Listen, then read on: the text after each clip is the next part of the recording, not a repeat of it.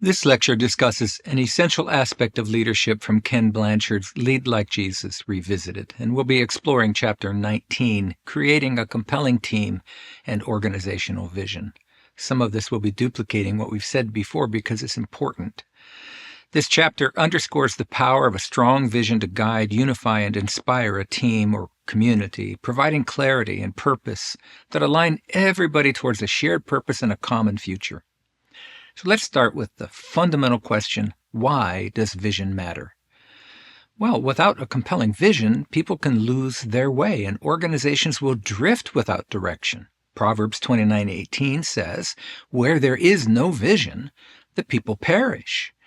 This is true not only for individuals, but for any community or organization, whether it's a business, a nonprofit, a church, a small group, a family, a ministry, whatever it may be. A compelling vision has three core components that we've said before: purpose, a picture of the future, and values. Let's review them again. These are the same core components that we've discussed in your own personal vision statement in previous lectures. But let's walk through each one of these elements and consider again how they form a foundation for effective and inspiring leadership for effective team building. Remember, number one, purpose is the why. Purpose answers the question, why do we exist? It's a person or organization's mission. It's a reason for being. An effective purpose statement isn't about profits or production. Rather, it's about serving a greater good. For Christian leaders, purpose is often revolving around serving others in alignment with God's plan. A clear purpose is essential because it grounds any community or organization in something bigger than any person's ambitions. It gives meaning to daily tasks and unites people under a common cause.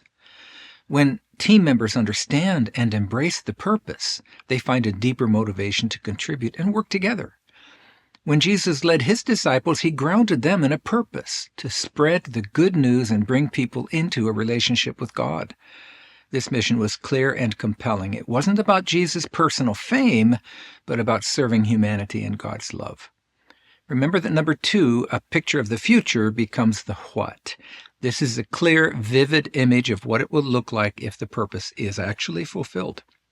It describes what you'll look like when you've arrived.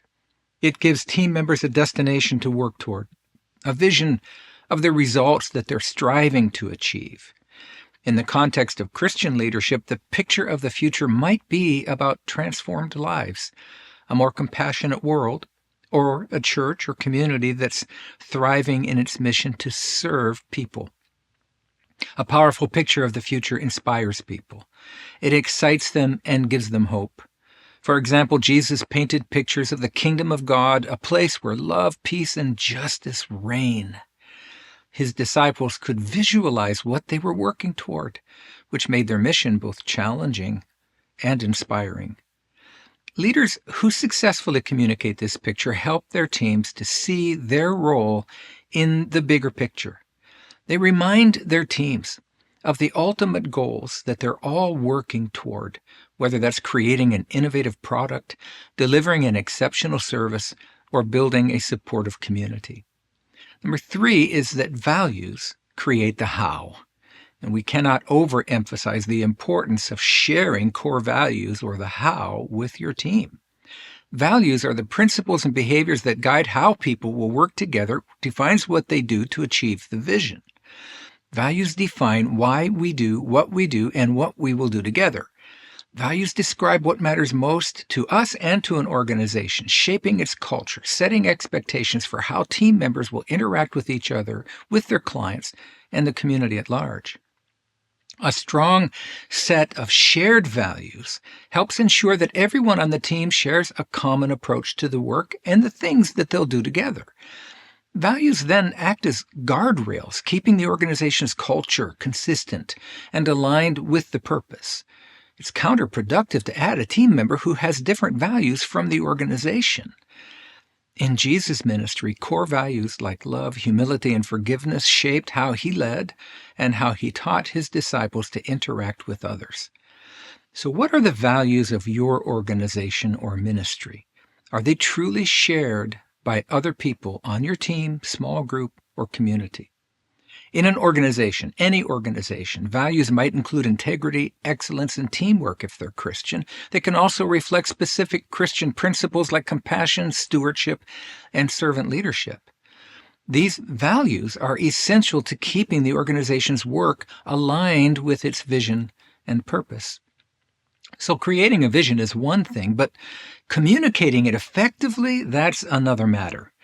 Blanchard reminds us that a vision has to be shared and repeated very often in order to take root in the people's minds and hearts. A vision that isn't shared frequently becomes static, something that sits on a shelf rather than shaping day-to-day actions. Leaders need to talk about the vision with passion and conviction, showing others that they truly believe in it and are living it. Jesus is a master communicator of vision. Jesus taught through parables and stories and real-life examples that made the vision of God's kingdom accessible and engaging. Likewise, you and me as leaders must use clear language, engaging stories, and consistent messaging to help their teams see and feel the vision. When leaders consistently communicate vision, it encourages buy-in and it builds trust. It also empowers people to make decisions and take actions that are aligned with that vision. A compelling vision does more than just inspire. It empowers people to take action. When team members understand the purpose, the picture of the future, and values, then they're better equipped to make decisions and also to take initiative. Blanchard encourages leaders to empower their teams by equipping them with the resources, the training, and the support they need to bring the vision to life. This empowerment mirrors how Jesus trained his disciples. He provided guidance, but he also gave them the freedom to carry out the mission he had entrusted to them. He sent them out in pairs to teach and heal, entrusting them with responsibility and believing in their ability to fulfill the mission he sent them to accomplish. As leaders, our goal is to cultivate a sense of ownership in our teams.